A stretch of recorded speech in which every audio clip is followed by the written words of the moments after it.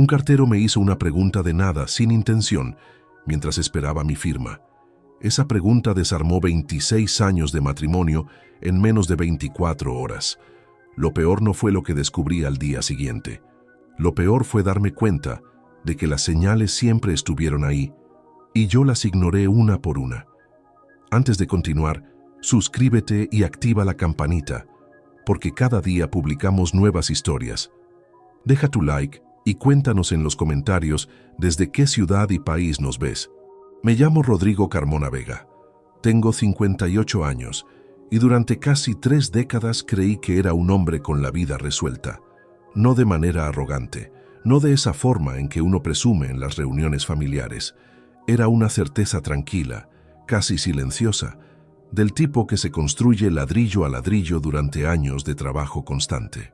Tenía una consultora de ingeniería civil que fundé con un socio hace 19 años, una cartera de clientes estable, una casa pagada en el barrio de Campanar, en Valencia, y un matrimonio que, creía yo, resistía el tiempo con la misma solidez que los puentes que había diseñado a lo largo de mi carrera. Soledad Ferrer Carmona. 54 años. La conocí cuando los dos teníamos poco más de 20, en una fiesta de fin de curso que ninguno de los dos quería asistir. Ella estudiaba empresariales, yo últimos años de ingeniería. Nos casamos el 12 de septiembre de 1997 en una ceremonia pequeña en la parroquia del barrio donde ella creció. Llevábamos 26 años, 2 meses y 16 días casados, cuando todo comenzó a derrumbarse. Sé la cifra exacta porque la calculé después, sentado en un café, con el teléfono en la mano y la cabeza completamente vacía. Teníamos un hijo. Marcos Carmona Ferrer, 29 años, técnico de informática. Vivía en un apartamento en el distrito de Benicalap que yo financiaba desde hacía 3 años, mientras él se estabilizaba laboralmente. Eso decía. Y yo, que nunca supe negarme cuando se trataba de mi familia, firmé el contrato de arrendamiento sin hacer demasiadas preguntas. Esa era mi vida un lunes de finales de enero de 2024, ordenada, predecible, mía. Ese lunes salí de la consultora pasadas las 10 de la mañana para trabajar desde casa el resto del día. Tenía un informe técnico que revisar, una llamada con un cliente a las 12:30 y pocas ganas de seguir en la oficina con el frío que había entrado esa semana en Valencia. Cuando llegué a casa, Soledad ya había salido hacia la clínica dental donde trabajaba como administrativa. La casa estaba en silencio. Olía a café recién hecho que ella dejaba preparado cada mañana y todo tenía ese aspecto de normalidad tan completa que ya ni siquiera la veía. Estaba firmando unos documentos en la mesa del comedor cuando escuché el timbre.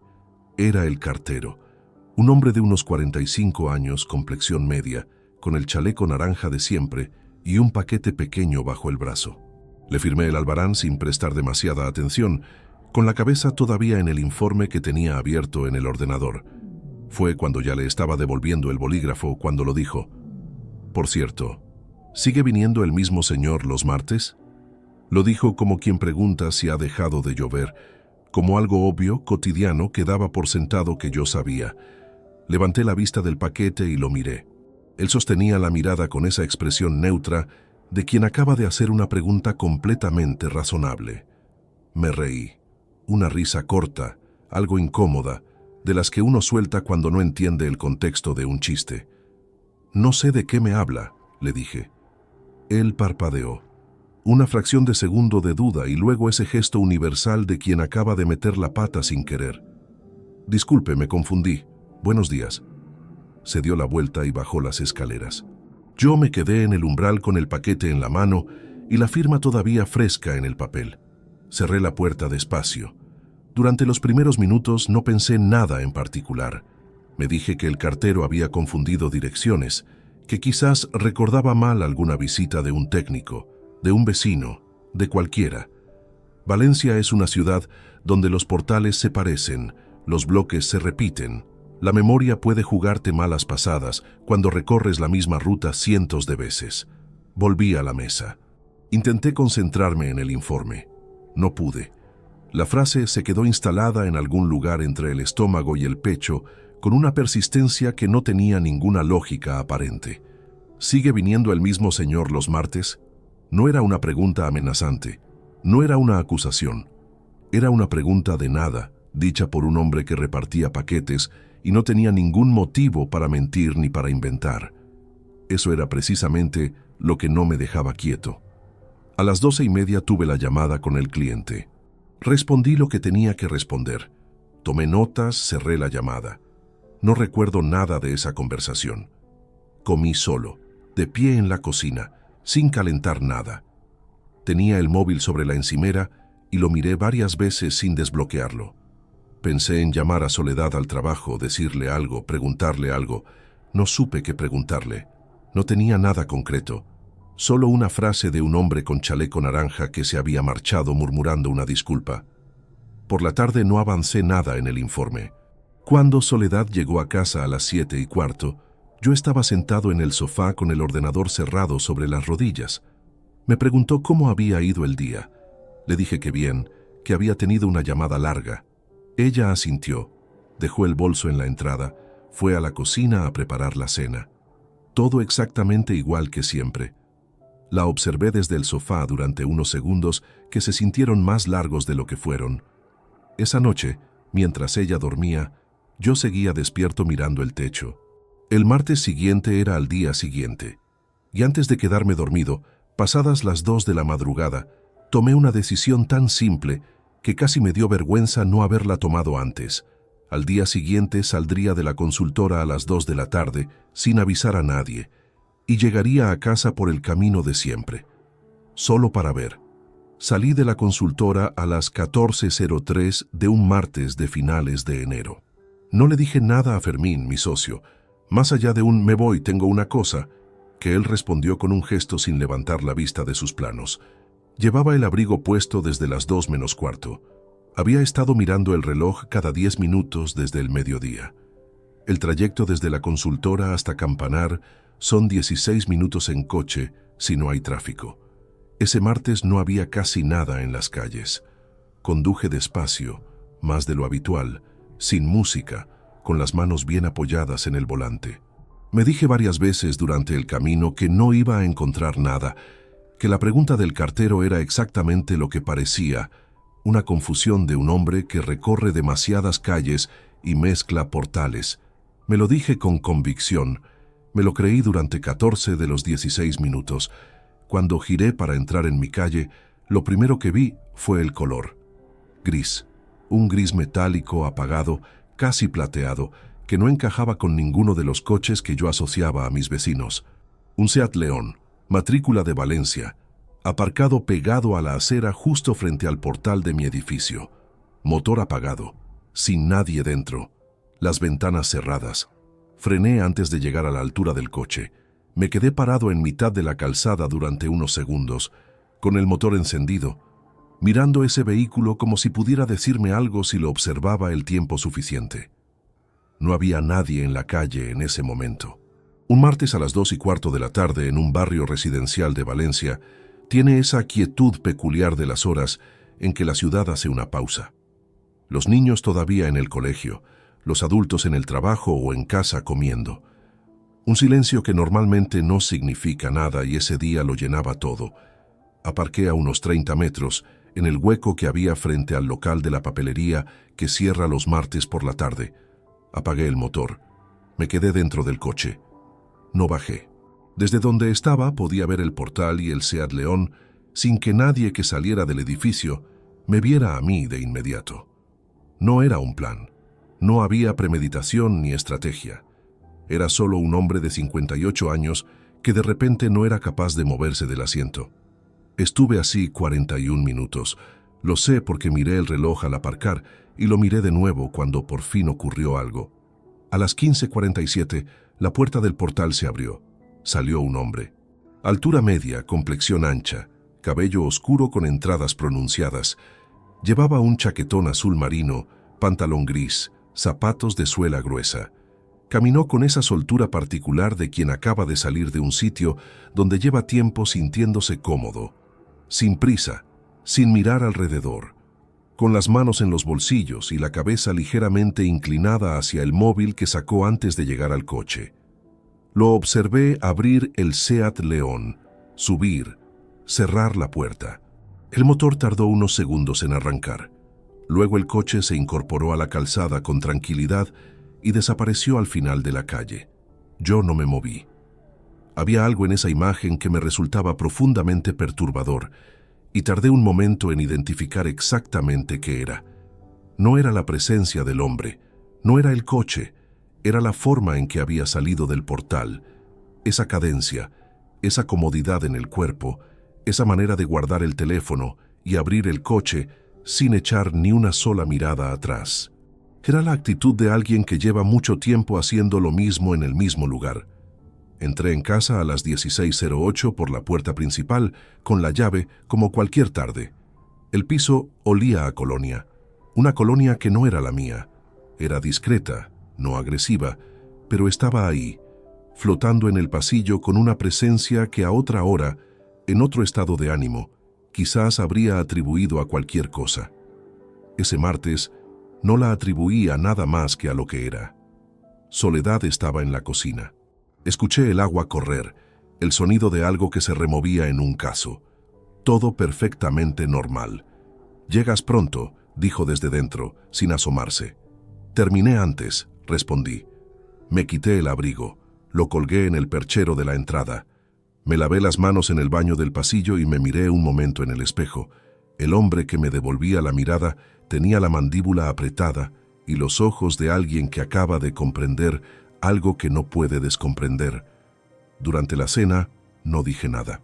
Soledad habló de una compañera de la clínica que llevaba 3 días con gripe, de que había que revisar la caldera porque hacía un ruido raro al encenderse, de que Marcos había llamado esa mañana para preguntar si podíamos quedar el fin de semana. Yo respondí con monosílabos y preguntas cortas en los momentos adecuados. 30 años de matrimonio te enseñan el ritmo exacto de una conversación para que el otro no note que estás completamente ausente. Esa noche, después de que Soledad se durmiera, abrí el cajón de la mesilla y saqué una libreta pequeña que usaba para anotaciones de trabajo. Escribí la matrícula del Seat León. La hora de salida, 15:47. La fecha, martes, 30 de enero de 2024. Cerré la libreta, apagué la luz. Y entonces hice algo que no había hecho en años. Me quedé completamente quieto en la oscuridad, sin intentar racionalizar nada, sin buscar explicaciones alternativas, sin darme el beneficio de la duda que tan automáticamente me daba a mí mismo. Solo dejé que los hechos se ordenaran solos. Un cartero que reconoce a un visitante habitual, un coche aparcado cada martes, un hombre que sale de mi portal a las 15:47 con la tranquilidad de quien tiene costumbre, un pasillo que huele a colonia ajena. No era una confusión del cartero. No había sido nunca una confusión del cartero.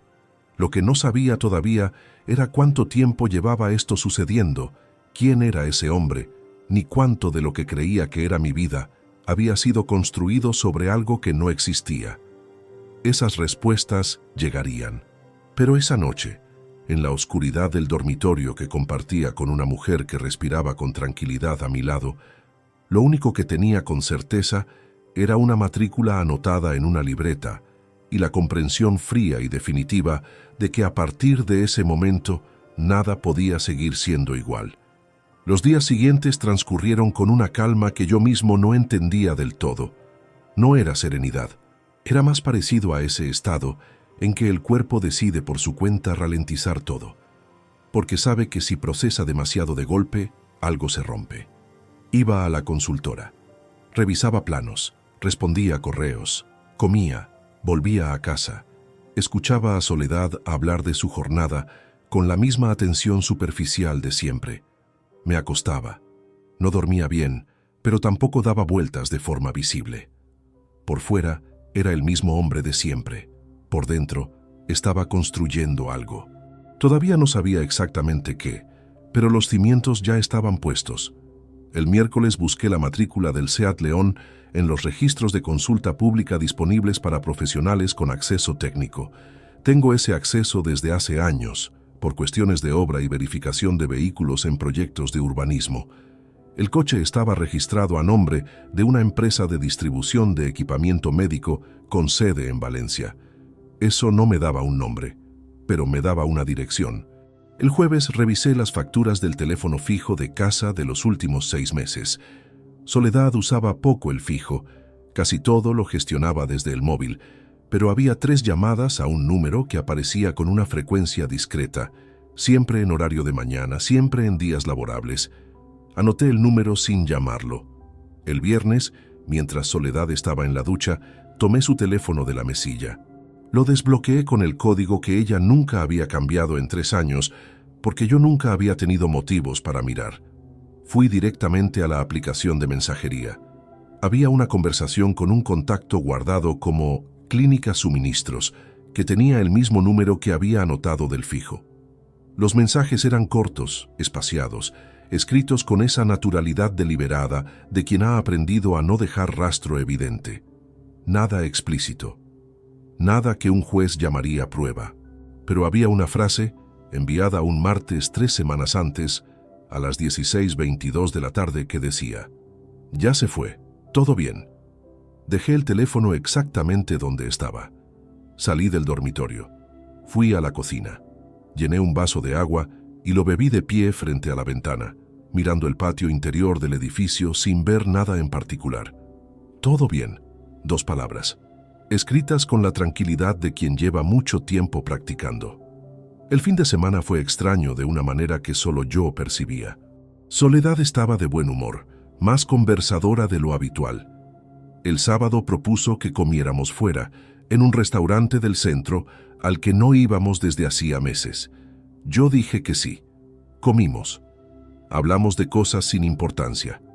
Ella pidió postre. Yo tomé café.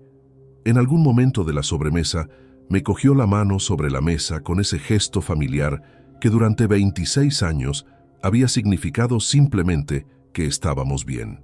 Esa tarde, cuando llegamos a casa, me encerré en el despacho con la excusa del informe que llevaba días sin terminar y estuve 1 hora sin hacer nada, sentado frente a la pantalla apagada.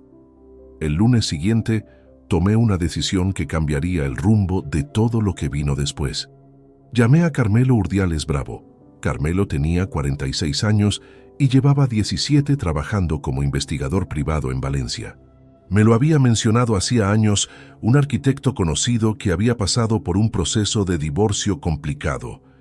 Nunca pensé que necesitaría ese número. Lo tenía en la agenda con la etiqueta discreta de C. Urdiales, Ref. Montero, por el apellido del arquitecto que me lo había dado. Quedamos en una cafetería del barrio de Ruzafa, lejos de Campanar, a las 11 de la mañana de un lunes que Soledad pasaría entera en la clínica. Carmelo era un hombre de aspecto corriente, delgado, con gafas de montura fina y una forma de escuchar que transmitía una atención absoluta, sin ningún gesto dramático. Llegó antes que yo. Tenía un café solo a medias y una libreta cerrada sobre la mesa. Le conté todo en orden cronológico. La pregunta del cartero, el Seat León, el hombre saliendo del portal a las 15:47, la colonia en el pasillo, el número en el fijo, los 2 mensajes. Le entregué la matrícula anotada y el número de teléfono escritos en un papel doblado. Carmelo no interrumpió en ningún momento. Cuando terminé, abrió la libreta, anotó 3 líneas y me miró. ¿Cuánto tiempo cree que lleva ocurriendo? No lo sé. Al menos varios meses, posiblemente más. ¿Quiere confirmación, identificación completa o las 2 cosas? Las 2 cosas. Y si hay movimientos financieros irregulares, también. Asintió. Me explicó cómo trabajaba. Discreción absoluta, informe documentado, ninguna acción que comprometiera la legalidad del proceso. Honorarios, 2.300 euros por 3 semanas de seguimiento con informe final. Le dije que de acuerdo. Firmamos un contrato de servicios en 2 copias. Guardé la mía en el maletín de trabajo, entre carpetas de proyectos de urbanización que nadie en casa abría jamás. Cuando salí de esa cafetería a las 12 menos cuarto, la ciudad seguía exactamente igual que siempre. El mismo ruido de Valencia en invierno, el mismo olor a churros de la churrería de la esquina, la misma gente caminando sin saber nada de lo que acababa de ocurrir en esa mesa. Volví a la consultora. Saludé a Fermín. Me senté frente a mis planos. Y por primera vez desde el lunes del cartero, noté que la tensión que llevaba instalada en la base del cuello desde hacía 10 días había aflojado ligeramente. No porque las cosas estuvieran mejor, sino porque había dejado de esperar sin hacer nada. Había puesto el primer engranaje en marcha, y ahora el mecanismo trabajaría solo durante un tiempo, mientras yo mantenía la apariencia de siempre. Esa noche, Soledad preparó lentejas. Puse la mesa. Comimos con el televisor de fondo, como tantas otras noches. Ella mencionó que el martes siguiente tenía turno de tarde en la clínica y llegaría más tarde de lo habitual. Lo dijo de pasada, entre una cucharada y la siguiente, con la naturalidad de un dato sin importancia. Levanté la vista del plato un instante, solo un instante. Sin problema, dije, y seguí comiendo. Hay una cosa que nadie te cuenta sobre descubrir una traición, que lo más perturbador no es el presente, es el pasado. Porque el presente duele con una nitidez que al menos tiene nombre, pero el pasado se reescribe solo, sin que puedas controlarlo, y cada vez que aparece una memoria que creías guardada con significado propio, la encuentras vaciada, sustituida por algo que no reconoces. Es como volver a una habitación que conoces de memoria y encontrar que alguien cambió todos los muebles de sitio sin mover las paredes.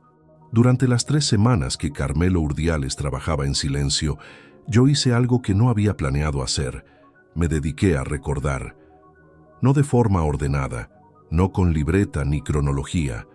Los recuerdos llegaban solos, en los momentos más incongruentes, mientras revisaba cálculos de carga en la consultora o esperaba que el café se hiciera por la mañana.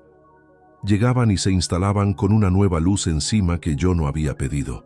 El primero que apareció con fuerza fue un martes de marzo del año anterior. Yo había salido de una reunión con el ayuntamiento antes de lo previsto y había llamado a Soledad para preguntarle si quería que pasara a recogerla en la clínica para comer juntos. Algo que hacíamos con menos frecuencia de la que deberíamos, reconozco.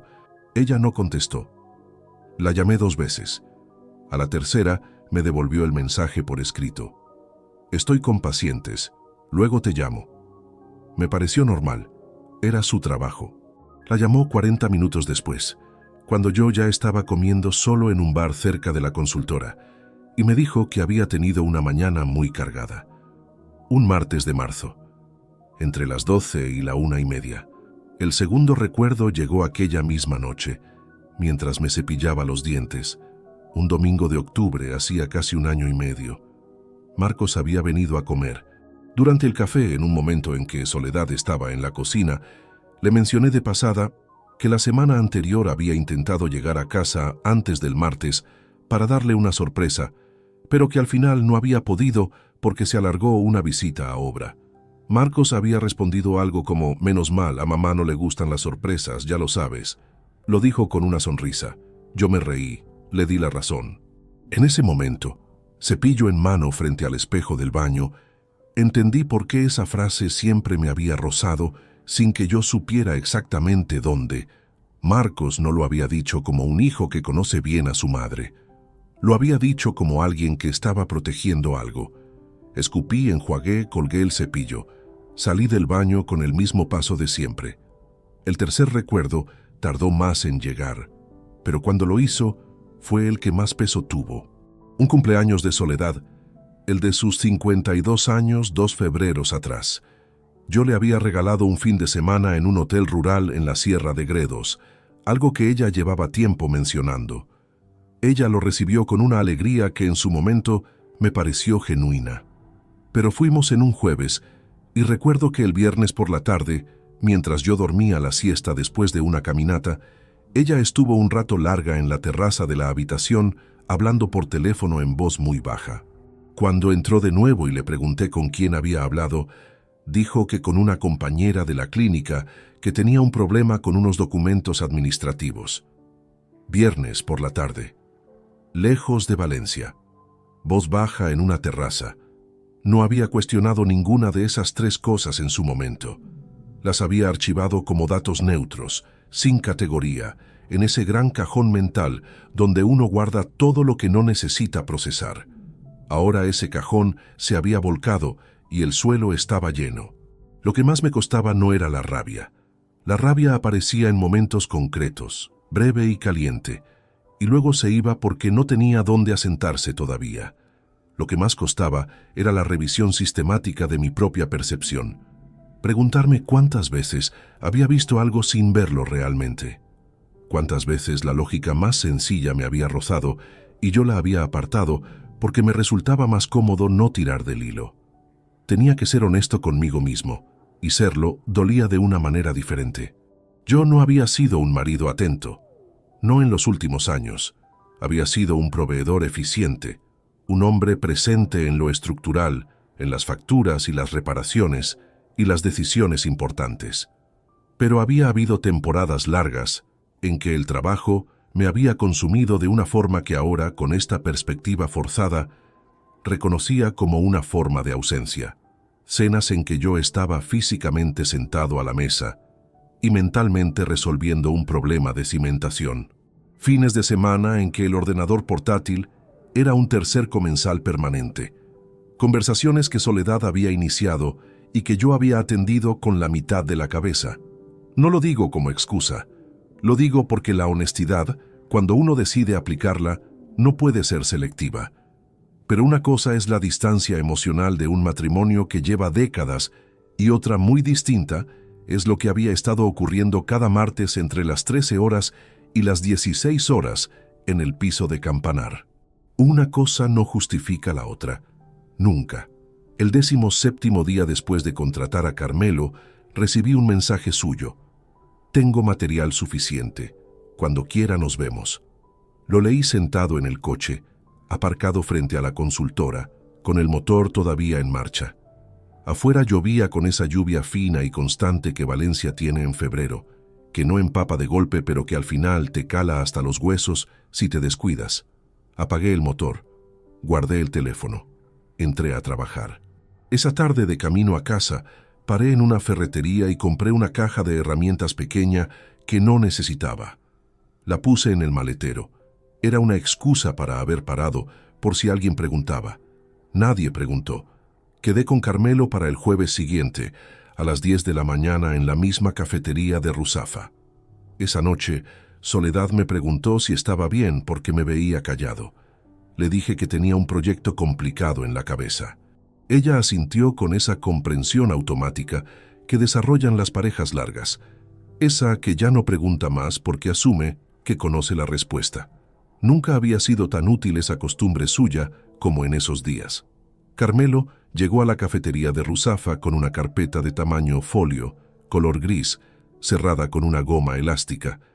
La dejó sobre la mesa sin abrirla mientras pedíamos. Café solo para los dos. Cuando la camarera se alejó, la empujó hacia mí con un gesto tranquilo. Léala usted primero, luego hablamos. Abrí la carpeta. El informe tenía 22 páginas. Las primeras 4 eran texto. Fechas, horarios, descripción de movimientos. Las siguientes 12 incluían fotografías en blanco y negro, impresas con calidad suficiente para identificar sin margen de error. El Seat León aparcado, el hombre bajando del vehículo, el hombre entrando al portal, horarios anotados al pie de cada imagen con precisión de minutos. El nombre aparecía en la página 5, Aurelio Prados Medina. 51 años, representante comercial de una empresa distribuidora de equipamiento médico con sede en el polígono industrial de Paterna. Natural de Salamanca, residente en Valencia desde hacía 14 años. Y, según la información que Carmelo había obtenido a través de fuentes de acceso público y verificación de redes profesionales, antiguo compañero de facultad de Soledad. Empresariales, Universidad de Salamanca, promoción de 1992. Se conocían desde hacía más de 30 años. Leí esa línea 2 veces. Luego continué. Carmelo había documentado 12 martes consecutivos de visitas al domicilio. Entrada siempre entre las 13:05 y las 13:20. Salida siempre entre las 15:40 y las 16:10. Regularidad absoluta, sin excepciones en el período de seguimiento. En su valoración profesional, y con la cautela propia de quien sabe que un informe puede acabar en sede judicial, escribía que el patrón de comportamiento observado era consistente con una relación de carácter personal habitual y prolongada en el tiempo. Hacia el final del informe, había una sección que Carmelo había titulado simplemente Observaciones adicionales. Ahí estaba lo que yo no había pedido, pero que él había incluido por criterio propio. En las 3 semanas de seguimiento, había detectado 2 transferencias bancarias realizadas desde una cuenta corriente a nombre de Soledad Ferrer Carmona hacia una cuenta de destino no identificada en el informe por razones de privacidad, pero con importes concretos: 2.100 euros el 8 de febrero y 2.100 euros el 22 de febrero. Transferencias periódicas, misma cantidad, mismo intervalo. Carmelo aclaraba en una nota al pie que esta información procedía de una fuente indirecta dentro de los límites legales y que para obtener confirmación oficial sería necesaria la intervención de un abogado con acceso al proceso de divorcio. Cerré la carpeta. Bebí el café, que ya estaba frío. 30 años conociéndose, dije, al menos desde la facultad. Probablemente hubo un periodo de distancia y luego retomaron el contacto. No tengo fecha exacta de cuándo comenzó esto, pero por el nivel de comodidad que observé en sus movimientos, no estamos hablando de algo reciente. Asentí despacio. Las transferencias. No puedo confirmar el destino sin acceso bancario formal, pero el patrón es regular y los importes son idénticos, lo cual descarta gastos domésticos ordinarios. Guardé la carpeta en el maletín. Le entregué un sobre con el resto de sus honorarios, en efectivo, tal como habíamos acordado. Nos dimos la mano. Carmelo recogió su abrigo y salió de la cafetería sin más ceremonia que la de alguien que acaba de cerrar un trabajo. Yo me quedé sentado otros 10 minutos con la taza vacía delante. 30 años. Ella lo conocía desde antes de conocerme a mí. Esa era la parte que el informe no podía documentar, pero que yo no podía dejar de calcular. Habían compartido años de facultad, probablemente más, y luego habían rehecho el contacto en algún momento que yo desconocía. Y durante todo ese tiempo, yo había estado en la misma casa, durmiendo en la misma cama, pagando la misma hipoteca que ya no existía, creyendo que el mapa que tenía de mi propia vida era el correcto. Esa tarde, de vuelta en la consultora, hice algo que llevaba días postergando. Llamé a Marcos, no para confrontarle, todavía no, solo para escucharle, para medir algo que necesitaba medir antes de dar cualquier paso siguiente. Marcos cogió al segundo tono con esa voz suya de siempre, desenfadada, ligeramente rápida. «Papá, ¿qué tal?» «Bien». Llamaba para nada en concreto. «¿Cómo tienes la semana?» Hablamos 4 minutos de cosas sin sustancia. En un momento dado, de manera completamente natural, mencioné que había tenido una semana rara, que me había quedado en casa un par de martes porque Soledad tenía turno de tarde y la casa estaba sola. Hubo una pausa, pequeña, menos de 2 segundos. Pero en 4 décadas de ingeniería he aprendido que las estructuras no fallan con estrépito, fallan con microfisuras que solo detecta quien sabe dónde mirar. Marcos respondió algo sobre que seguro que le había venido bien descansar. Cambió el tema inmediatamente hacia un problema que tenía con el router del apartamento. Seguí la conversación hasta el final. Me despedí con normalidad. Colgué. 2 segundos de pausa ante una frase inocua sobre los martes. Marcos lo sabía, no tenía dudas. La pregunta era desde cuándo, y si había sido cómplice activo, o simplemente había elegido no ver para no tener que actuar. En cualquier caso, la respuesta no cambiaba lo que significaba. Mi hijo había decidido que proteger ese silencio era más importante que decirme la verdad. Esa noche no dormí prácticamente nada, no por rabia, sino porque con el informe de Carmelo en el maletín y la pausa de Marcos todavía resonando, entendí que había llegado el momento de hacer una llamada que no podía seguir postergando. Al día siguiente, contactaría con Ignacio Salcedo Ruiz, no para desahogarse, no para pedir opinión, para construir la salida. Ignacio Salcedo Ruiz tenía 52 años, despacho propio en la calle Colón y una reputación en Valencia que no necesitaba anunciarse. Me lo había recomendado un cliente hace años, en el contexto de una disputa de servidumbre de paso en una urbanización, y desde entonces tenía su tarjeta guardada en el mismo cajón donde guardaba los documentos del seguro del coche. Nunca pensé que lo llamaría por algo así. Quedamos un viernes por la mañana. Su despacho olía a papel impreso y a calefacción encendida desde temprano.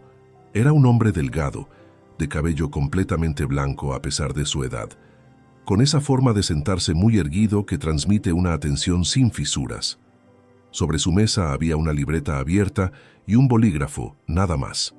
Le expuse la situación con la misma frialdad con que habría presentado un informe técnico a un cliente del ayuntamiento. 26 años de matrimonio. Régimen económico de gananciales. Patrimonio conjunto compuesto por el piso de Campanar, valorado en 340.000 euros según última tasación, una cuenta corriente conjunta con un saldo aproximado de 18.000 euros y un plan de pensiones mancomunado que acumulaba 72.000 euros. Patrimonio privativo mío. Una cartera de inversión a mi nombre con 86.000 euros, constituida íntegramente antes del matrimonio y con documentación de origen que lo acreditaba. El 50% de la consultora, cuya valoración más reciente situaba mi participación en 115.000 euros. Ignacio escuchó sin interrumpir. Cuando terminé, preguntó por las transferencias que había mencionado Carmelo en el informe. 4.200 euros en el mes de febrero. Patrón regular, misma cantidad quincenal. Destino desconocido por el momento. ¿Tiene acceso a los extractos de la cuenta conjunta? Tengo acceso. Somos cotitulares. Bien. Voy a necesitar los movimientos de los últimos 24 meses. Todo lo que pueda extraer, ordenado por fecha. Esa misma tarde, desde el ordenador de la consultora, descargué los extractos completos de la cuenta conjunta en formato PDF. Los imprimí en la impresora de la oficina cuando Fermín ya se había marchado. 147 páginas. Las metí en una carpeta y las guardé en el maletín junto al informe de Carmelo. El lunes siguiente, Ignacio me llamó al móvil a media mañana. He revisado los extractos. Hay un patrón que necesita ver en persona. Fui al despacho esa misma tarde. Ignacio había marcado con rotulador amarillo 23 transferencias distribuidas a lo largo de 22 meses. Importes variables, algunas de 900 euros, otras de 1.400, las más recientes de 2.100. Todas realizadas los viernes, siempre por la tarde, siempre desde el teléfono móvil. El destino era una cuenta corriente a nombre de Soledad Ferrer Carmona, en una entidad bancaria distinta a la que compartíamos, abierta, según pudo verificar Ignacio a través de los datos del código identificador, en abril de 2022. Abril de 2022. 22 meses antes de que yo descubriera el Seat León aparcado frente a mi portal. El total acumulado de esas transferencias era de 29.300 euros. Lo leí en el papel que Ignacio había preparado. 29.300 euros extraídos de manera sistemática y silenciosa de la cuenta que los dos compartíamos, redirigidos hacia una cuenta que yo no sabía que existía. ¿Es recuperable?, pregunté. En el contexto de un proceso de divorcio con régimen de gananciales y con esta documentación, sí. Al tratarse de fondos comunes desviados unilateralmente, el juez puede considerarlo al calcular la liquidación. No es garantía absoluta, pero la posición es sólida. ¿Y el informe del investigador? Refuerza el contexto, pero en España la infidelidad no tiene consecuencias económicas directas en el divorcio. Lo que sí tiene peso es la sustracción patrimonial. Ahí es donde está su argumento más fuerte. Asentí. Ignacio continuó. Hay otra cuestión que debo plantearle antes de que decidamos el momento de actuación. ¿Existe algún bien a su nombre que haya sido adquirido durante el matrimonio con fondos que pueda acreditar como propios? Pensé durante unos segundos. Hay una plaza de garaje que compré en 2016 con dinero de la venta de unas acciones que heredé de mi padre.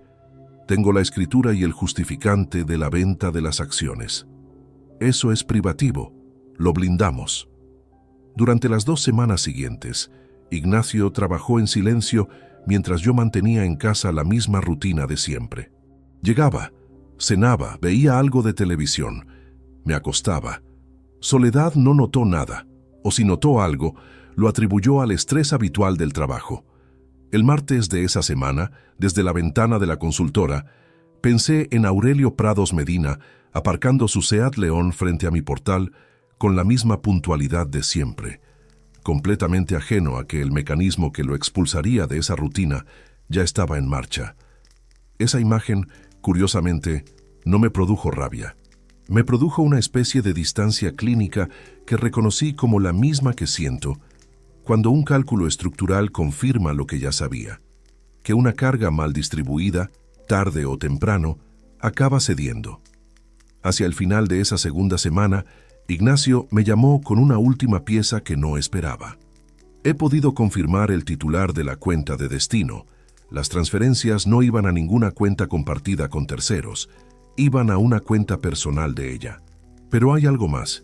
En los últimos 4 meses esa cuenta ha registrado 3 reintegros en efectivo de 1.000 euros cada uno, sin rastro de destino.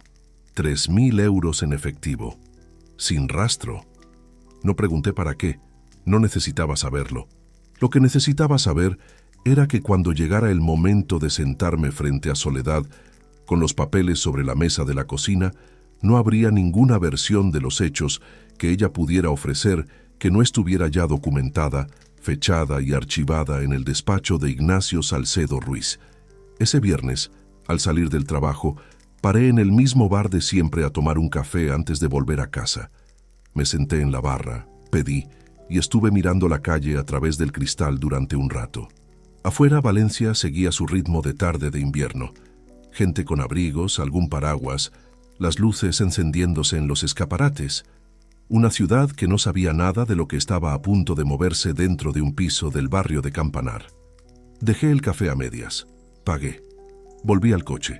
Faltaba una conversación antes del confronto final. Y esa conversación no sería con Soledad. Llamé a Marcos un miércoles por la mañana, desde el coche, aparcado en la calle, antes de subir a la consultora. Le dije que quería quedar para tomar un café el sábado, sin más explicación. Él aceptó con esa facilidad de quien no espera nada particular o de quien prefiere no anticipar lo que intuye que se acerca. Quedamos en un bar del centro, lejos de Campanar y lejos de Benicalap, en una calle sin carga sentimental para ninguno de los dos. Un sitio neutro, con mesas separadas y suficiente ruido de fondo para que una conversación difícil no llegara a oídos ajenos. Llegué 10 minutos antes. Pedí agua. Esperé. Marcos entró a las 11 menos 5. 29 años. El mismo paso rápido de siempre. La misma chaqueta que le había regalado yo el invierno anterior. Se sentó frente a mí con una sonrisa que duró exactamente el tiempo que tardó en leer mi expresión. «¿Qué pasa?», dijo. No me anduve con rodeos. No había ninguna razón para hacerlo. Sé lo de Aurelio Prados Medina. Sé que lleva casi 2 años entrando en mi casa cada martes. Tengo documentación, fechas, fotografías y un informe de 23 transferencias que tu madre realizó desde nuestra cuenta conjunta sin decirme nada. Y sé que tú lo sabías. Marcos no respondió de inmediato. Bajó la vista a la mesa, luego la levantó de nuevo. Abrió la boca y la cerró. Cuando habló, su voz tenía esa textura particular de quien lleva tiempo preparando una justificación y descubre en el último momento que no le sirve de nada. «Papá, yo no quería meterme en algo que no era asunto mío». Lo dejé terminar, no porque me convenciera, sino porque necesitaba escuchar exactamente qué clase de razonamiento había construido para vivir con esa decisión. Me lo dijo ella hace más de un año. Me pidió que no dijera nada. Me dijo que estabais mal, que llevabais tiempo distanciados, que tú no... Para. Una sola palabra. No la dije con violencia. La dije con la misma firmeza, con que se detiene un cálculo cuando aparece un dato que invalida toda la operación. Marcos cerró la boca. No me interesa lo que te dijo ella para conseguir tu silencio. Lo que me interesa es lo que tú decidiste hacer con lo que sabías. Eres un adulto de 29 años, no un niño al que le piden guardar un secreto de cumpleaños. Tomaste una decisión.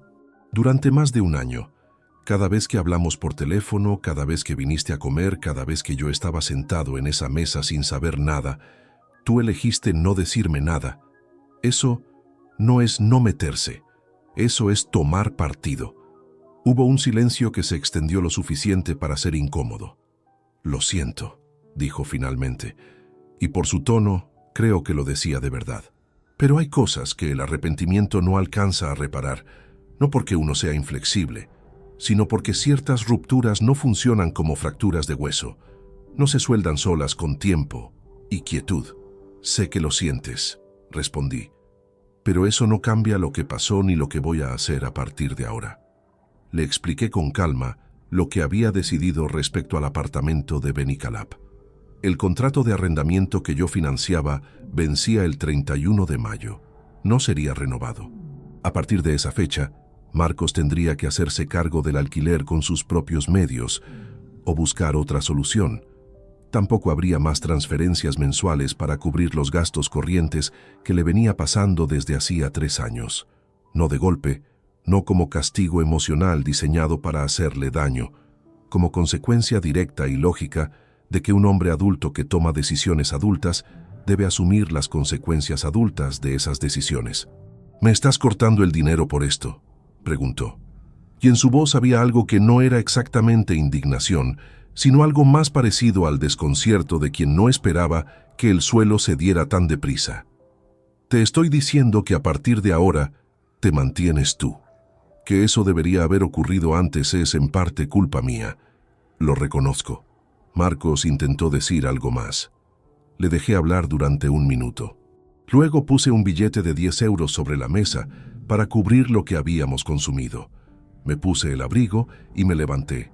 No te desaparezco de la vida, Marcos, pero la relación que teníamos antes de este sábado ya no existe. Lo que venga después dependerá de ti, no de mí. Salí del bar sin mirar atrás. Caminé 2 manzanas hasta el coche con las manos en los bolsillos y el frío de marzo pegando en la cara. Dentro del vehículo, con la llave puesta pero el motor apagado, estuve quieto varios minutos. No lloré, pero había algo en el pecho que pesaba de una manera que no tenía nombre preciso. No era rabia, no era alivio, era el peso específico de haber dicho en voz alta algo que no tiene vuelta atrás. Marcos llamó esa misma tarde 3 veces, 2 veces por la noche. El domingo, 1 vez más. No contesté ninguna, no por crueldad, sino porque no había nada más que decir que no hubiera dicho ya, y porque mantener esa distancia era la única forma de que las palabras del sábado tuvieran el peso que necesitaban tener. Si hubiera cogido el teléfono a las primeras de cambio, habría convertido una decisión en una negociación, y eso no era lo que había salido a hacer ese sábado por la mañana. El lunes siguiente llamé a Ignacio. Ya hablé con mi hijo. Estoy listo para el paso siguiente. Ignacio hizo una pausa breve al otro lado. ¿Cuándo quiere que sea? Pensé en el calendario, en los tiempos, en la frialdad ordenada con que un ingeniero calcula el momento exacto en que una estructura debe recibir la carga para la que fue diseñada. El próximo domingo por la noche, dije, en casa, sin testigos. De acuerdo, el viernes le tengo preparado el paquete completo de documentación para que lo lleve consigo. Colgué. Abrí el ordenador. Volví al trabajo. Faltaban 6 días. El viernes recogí el sobre en el despacho de Ignacio a las 6 de la tarde. Eran 38 páginas grapadas en 3 bloques separados por separadores de colores. Documentación patrimonial, extractos bancarios marcados e informe de Carmelo con las fotografías seleccionadas. Todo ordenado con esa precisión de quien sabe que cada papel puede acabar siendo leído por un juez. Lo guardé en el maletín. Lo metí en el maletero del coche. Conduje a casa. Esos últimos días antes del domingo fueron los más extraños de todo el proceso, más que las semanas de investigación, más que la conversación con Marcos, más que la noche en que leí el informe de Carmelo por primera vez, porque durante esos días yo sabía exactamente lo que iba a ocurrir y cuándo, y sin embargo seguía haciendo todo con la misma cadencia de siempre. El sábado por la mañana fui al mercado. Compré fruta, queso, pan. Soledad estaba en casa cuando volví, leyendo en el sofá con los pies recogidos bajo el cuerpo, como hacía siempre los sábados. Me preguntó si había cogido yogures. Le dije que se me había olvidado. Ella dijo que no importaba, que bajaría ella más tarde. Una escena completamente ordinaria. Esa noche cenamos juntos frente al televisor. Había una película que ninguno de los dos siguió del todo. A las 11:30 Soledad se fue a dormir. Yo me quedé en el sofá otros 20 minutos con el volumen bajo, mirando la pantalla sin ver nada, con la misma quietud de quien está esperando que amanezca. El domingo transcurrió despacio, con esa dilatación particular que tienen las horas cuando uno sabe lo que traen. Por la mañana salí a caminar 1 hora por el parque, algo que hacía con menos frecuencia de la que debería. El frío de marzo seguía instalado en la ciudad, pero había sol. Y la luz de esa mañana tenía una claridad que agradecí sin saber muy bien por qué. De vuelta en casa, comimos. Soledad había preparado algo sencillo. Hablamos de poco. La tarde fue tranquila. A las 9:45 de la noche, Soledad estaba en la cocina preparando una infusión. Yo entré con el maletín, saqué el sobre y distribuí los 3 bloques de documentación sobre la mesa de la cocina con el mismo orden en que Ignacio los había preparado. Patrimonial a la izquierda, extractos en el centro, informe a la derecha. Soledad se giró con la taza en la mano y vio los papeles. Se quedó inmóvil durante unos segundos. Luego dejó la taza sobre la encimera con un cuidado excesivo, como si necesitara hacer algo con las manos. «Siéntate, por favor», dije. Se sentó. Miró los documentos sin tocarlos. Luego me miró a mí. «Rodrigo, déjame hablar primero». Le expliqué todo en orden, sin elevar la voz en ningún momento, sin adjetivos innecesarios, sin reproches formulados como preguntas retóricas, sin el tipo de dramatismo que convierte una conversación en un escenario. Le dije que sabía quién era Aurelio Prados Medina, que sabía desde cuándo lo conocía, que tenía documentados 12 martes consecutivos con horarios exactos de entrada y salida. Le mostré los extractos con las 23 transferencias marcadas en amarillo. Le expliqué el total: 29.300 euros en 22 meses. Mientras hablaba, observé su cara pasar por varios estados con esa cadencia que solo aparece cuando alguien que ha construido una versión paralela de la realidad ve cómo se desmonta pieza a pieza. Primero fue la negación, no verbal sino física, la mandíbula apretada, los ojos que recorrían los papeles buscando un error, un malentendido, algo que pudiera tirar. «Eso no es lo que parece», dijo. No respondí. Seguí hablando. Cuando terminé de exponer los hechos, empujé el 4.º bloque de documentación hacia ella. Los papeles del divorcio ya firmados por mí, con los datos de Ignacio Salcedo Ruiz como letrado de mi parte y las instrucciones para que ella designara el suyo antes del plazo indicado. Ahí llegaron las lágrimas. No las describo con crueldad. Vinieron de verdad, de ese lugar donde incluso las personas que han hecho daño guardan algo genuino. Soledad lloró y habló al mismo tiempo, mezclando explicaciones con disculpas, mencionando distancia, soledad, años en que yo no estaba presente de verdad. La escuché, no porque sus palabras cambiaran algo, sino porque 26 años merecen al menos eso, que el otro escuche hasta el final antes de levantarse. Cuando terminó, hubo un silencio largo. Lo que describes sobre la distancia es verdad en parte, dije, y es algo con lo que voy a tener que vivir, pero una cosa es un matrimonio con problemas y otra es lo que llevas haciendo 2 años. Esas dos cosas no se explican la una con la otra. Soledad intentó decir algo más. Luego la rabia reemplazó a las lágrimas, como suele ocurrir cuando el argumento se agota. Elevó la voz.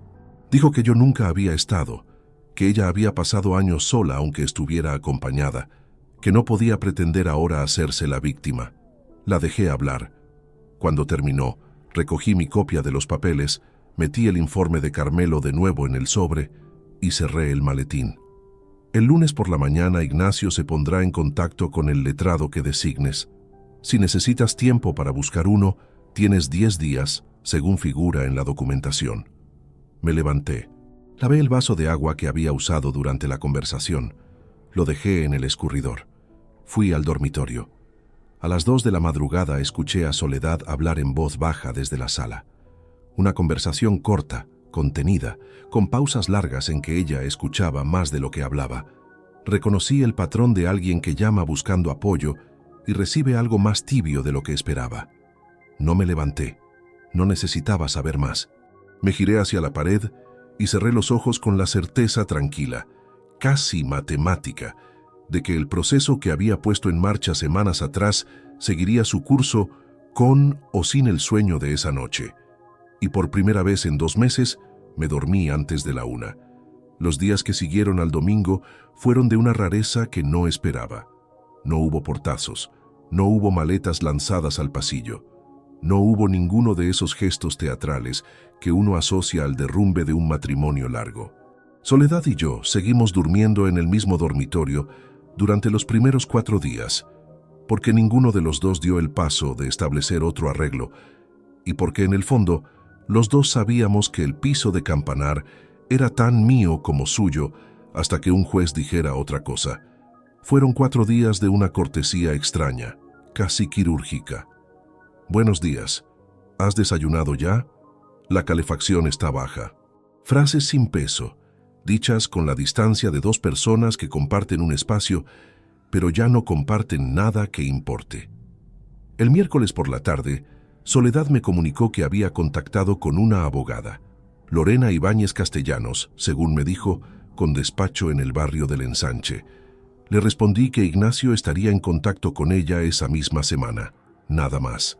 Lo que sí ocurrió esa semana fue algo que no había anticipado del todo: el silencio de Aurelio Prados Medina.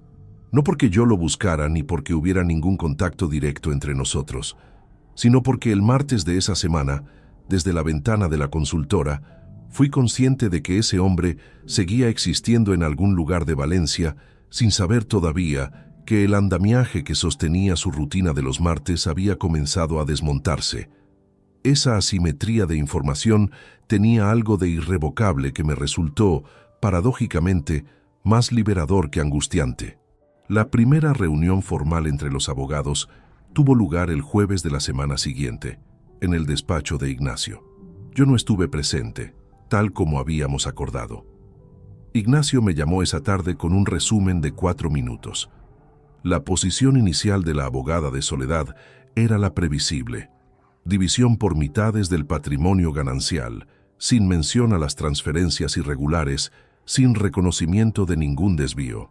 Una apertura táctica estándar que Ignacio había anticipado palabra por palabra. Le he presentado los extractos marcados y el cálculo del total desviado, me dijo. Su letrada ha pedido tiempo para estudiar la documentación. Volverán a reunirse en 10 días. ¿Cuál es tu valoración? Que cuando su abogada termine de leer los números, la posición inicial va a cambiar. Tenía razón. En la segunda reunión, la abogada de Soledad llegó con un tono diferente. Ya no era apertura táctica, sino negociación real. La propuesta que pusieron sobre la mesa incluía el reconocimiento implícito del desvío, formulado como uso discrecional de fondos comunes durante el periodo de separación emocional de facto. Una expresión jurídica que Ignacio desmontó en el acto porque el matrimonio nunca había tenido separación legal ni de ningún otro tipo hasta la presentación de los papeles. El proceso avanzó durante las semanas siguientes con esa cadencia lenta y técnica que tienen los divorcios cuando hay patrimonio suficiente para que ninguna de las partes quiera ceder sin argumentos sólidos. Yo seguía yendo a la consultora, seguía revisando planos, seguía almorzando en ocasiones con Fermín, que sabía que algo había cambiado en mi vida, pero que tenía la inteligencia social de no preguntar más de lo que yo ofrecía voluntariamente. A mediados de abril, Soledad se trasladó a casa de su hermana en el barrio de Rascaña. Se llevó ropa, algunos objetos personales y la cafetera pequeña que había sido siempre suya antes de que viviéramos juntos. El piso de campanar quedó solo con los muebles de siempre y un silencio nuevo que al principio ocupaba demasiado espacio y luego, con los días, empezó a sentirse simplemente como espacio. Fue durante esas semanas, solo en el piso, cuando procesé cosas que durante el fragor del proceso no había tenido margen de examinar con calma. No el dolor de la traición, que ya había pasado por su ciclo propio durante los meses de investigación, sino algo más difuso y más honesto. La revisión de mi parte en la construcción de un matrimonio que mucho antes de Aurelio Prados Medina ya tenía grietas que yo había preferido no ver. Había sido un hombre presente en la estructura y ausente en los márgenes, presente en las decisiones grandes y ausente en las conversaciones pequeñas que son, a la larga, las que sostienen a las personas. No lo digo para repartir culpa ni para suavizar lo que Soledad hizo. Lo digo porque la honestidad, cuando uno ya no tiene nada que proteger, encuentra una claridad que antes no cabía. Eso no justificaba nada, pero lo ignorarlo habría sido otra forma de mentirme. A finales de abril, Ignacio me comunicó que la abogada de Soledad había aceptado los términos que habíamos propuesto. Adjudicación del piso a mi nombre con compensación económica a ella por su parte proporcional, calculada sobre el valor actual de mercado y descontando el importe de las transferencias irregulares debidamente documentadas. El plan de pensiones se dividiría en proporción al periodo cotizado antes y durante el matrimonio. La cuenta conjunta se cerraría con el saldo restante repartido a partes iguales. El resultado concreto era que Soledad recibía su parte legítima del patrimonio común, pero el desvío de 29.300 euros quedaba registrado y descontado de su liquidación. No hubo consecuencias penales porque Ignacio valoró que el proceso civil era más limpio y más rápido, y porque yo no buscaba destruir a nadie. Buscaba salir con lo que era mío y con la documentación que demostraba que lo que se había hecho, se había hecho. La última semana de abril, Marcos me escribió un mensaje, no una llamada. Un mensaje escrito, más largo que cualquier conversación que habíamos tenido en meses. Decía que había conseguido un contrato nuevo con una empresa de sistemas, que estaba buscando un piso más pequeño, que lo sentía. La última línea decía: sé que no tengo derecho a pedirte nada. Solo quería que supieras que lo pienso. Lo leí 2 veces. Luego dejé el teléfono sobre la mesa del despacho y seguí con lo que estaba haciendo. No respondí ese día, ni el siguiente, pero guardé el mensaje. El acuerdo de divorcio se firmó el 14 de mayo, un martes, en una notaría del centro de Valencia. Una coincidencia de calendario que no había buscado y que, cuando me di cuenta mientras esperaba en la sala de espera con Ignacio, me produjo algo parecido a una sonrisa interior que no llegó a la cara. Un martes, a las 11 de la mañana, Soledad llegó con su abogada 5 minutos tarde. Llevaba un abrigo que no le había visto antes, el cabello recogido y una expresión de contención que reconocí como el esfuerzo de alguien que ha decidido no derrumbarse en público. No nos saludamos más allá de un asentimiento breve.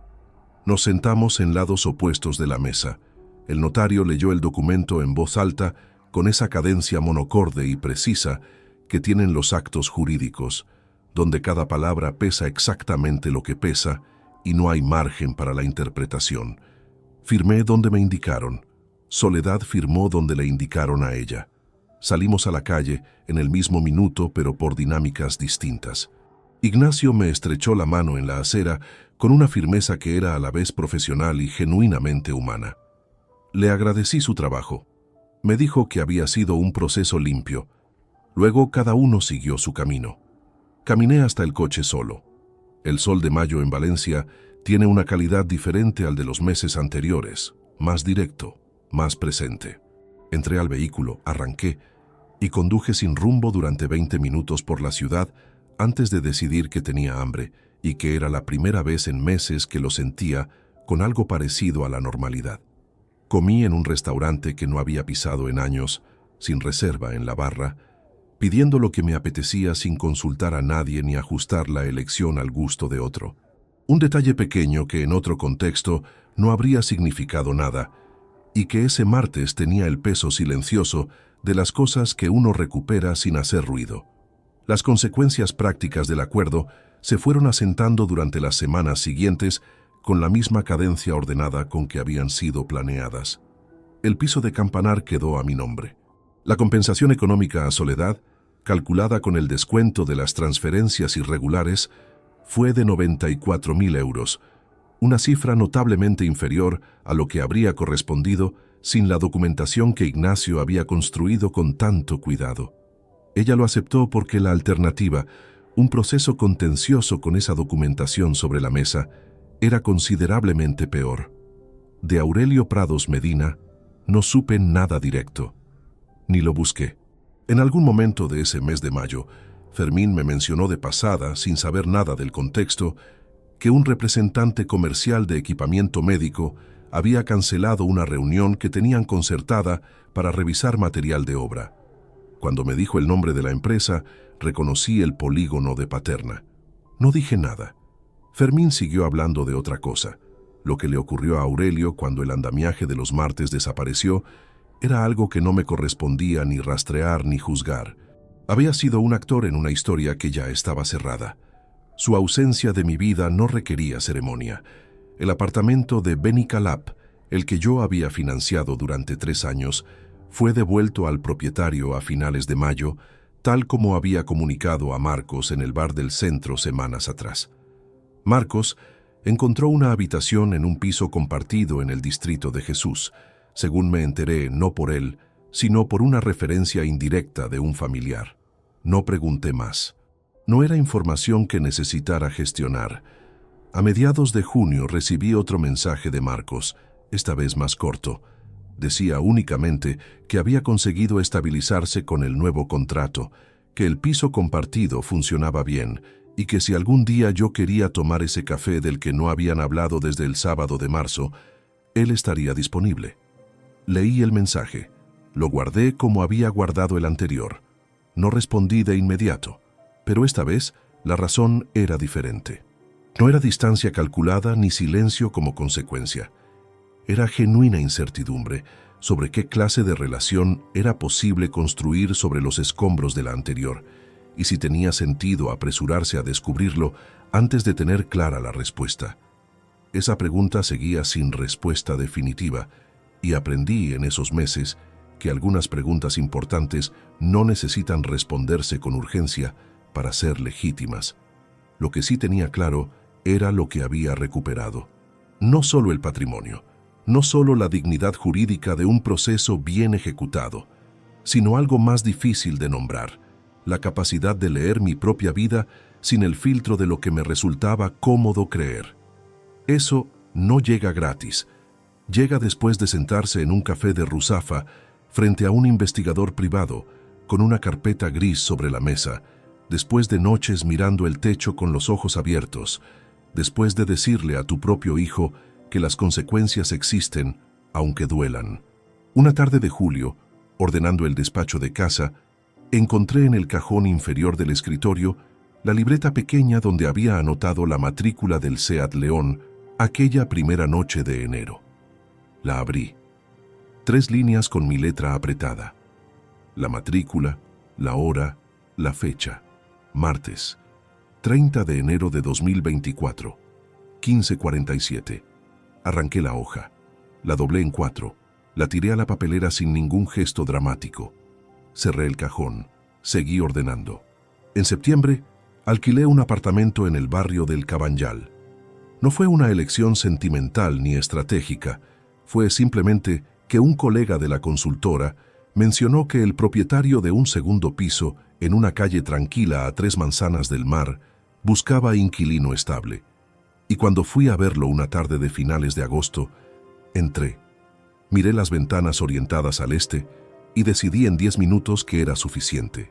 2 dormitorios, salón con luz natural hasta el mediodía, una cocina pequeña pero funcional, y desde la ventana del cuarto trasero, un fragmento de cielo sobre los tejados que en las mañanas despejadas tenía un azul específico que no había visto igual en ningún otro sitio de la ciudad. Firmé el contrato de arrendamiento a mi nombre, solo el mío.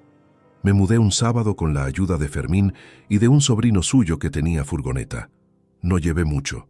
El piso de Campanar seguía siendo mío legalmente y lo pondría en alquiler en los meses siguientes, pero necesitaba empezar en un espacio que no tuviera la memoria física de los últimos 26 años impregnada en cada rincón.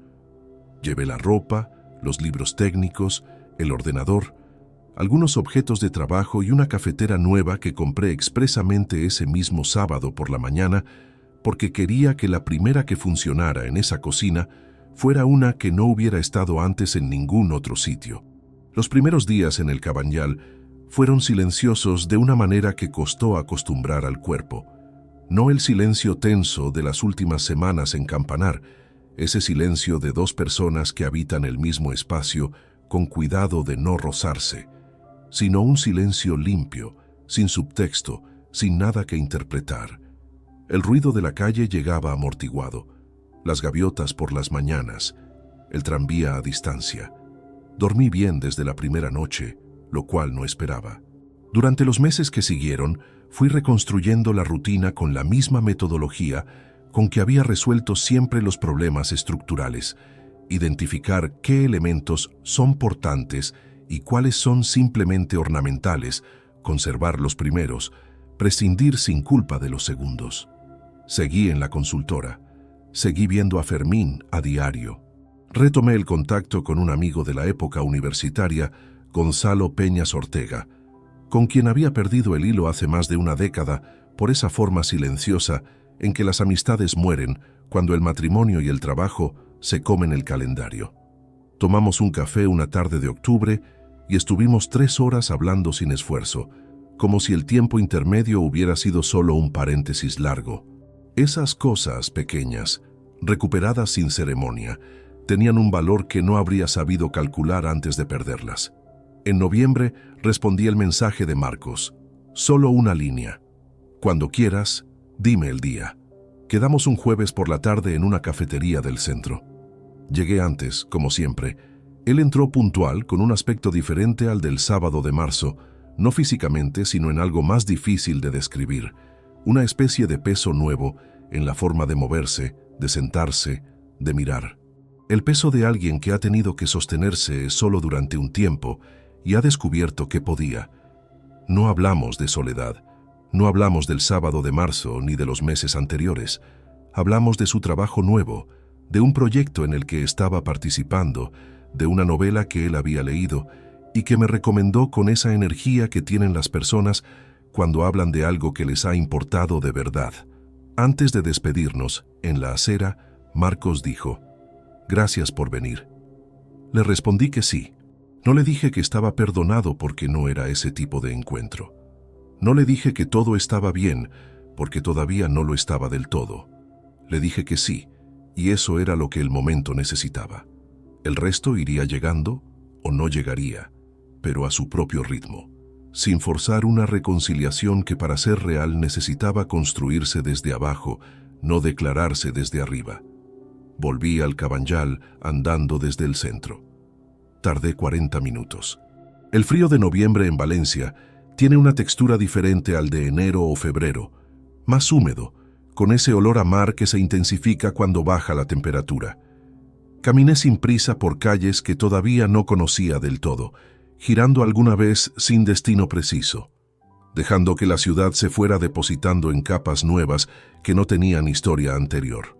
Hay una cosa que entendí durante esos meses y que no sé expresar de otra manera, que con la misma precisión técnica con que aprendí a pensar. Las estructuras que fallan no siempre fallan por un único evento catastrófico. La mayoría fallan por acumulación de cargas que nadie revisó a tiempo, por microfisuras que se ignoraron, porque era más cómodo asumir que todo seguía en pie. Cuando finalmente ceden, la gente que las mira desde fuera habla del derrumbe como si fuera repentino. Pero el ingeniero que conoce el expediente sabe que el proceso llevaba años en marcha. Mi matrimonio había sido eso. No lo digo con amargura, sino con la misma objetividad con que firmaría un informe técnico. Hubo negligencias compartidas, hubo decisiones unilaterales que no me correspondían a mí. Hubo un cartero que un lunes de enero, sin ninguna intención en el mundo, hizo la pregunta adecuada en el momento en que yo todavía podía hacer algo con la respuesta. En diciembre, el piso de Campanar quedó arrendado a una familia joven que se instaló con cajas y sillas de comedor nuevas y el ruido propio de quienes están empezando algo. Firmé el contrato con el propietario de turno, que era yo, y guardé la copia en la misma carpeta donde guardaba los documentos del seguro y los extractos de la consultora. Una mañana de diciembre me levanté antes de que amaneciera, como me había ocurrido algunas veces desde la mudanza. Preparé café. Me senté junto a la ventana del salón con la taza en las manos y esperé la luz. El Cabanyal a esa hora es un barrio que respira despacio. Las calles vacías, alguna persiana que sube en el edificio de enfrente, el sonido lejano del mar que a veces llega con el viento del este. La luz fue llegando de manera gradual, como llega siempre, sin anunciarse, coloreando primero los tejados y luego bajando hacia la calle, con esa paciencia que no depende de nada ni de nadie. Bebí el café, miré la calle. No había ningún coche desconocido aparcado abajo, solo el asfalto mojado de la noche anterior y la luz del amanecer que lo cubría todo con la misma imparcialidad con que cubre las cosas que importan y las que ya no importan nada. Si esta historia te ha gustado, apóyanos con un like, suscríbete al canal y déjanos tus opiniones en los comentarios. Para escuchar la siguiente historia, haz clic en la caja que aparece a la izquierda. Gracias por acompañarnos.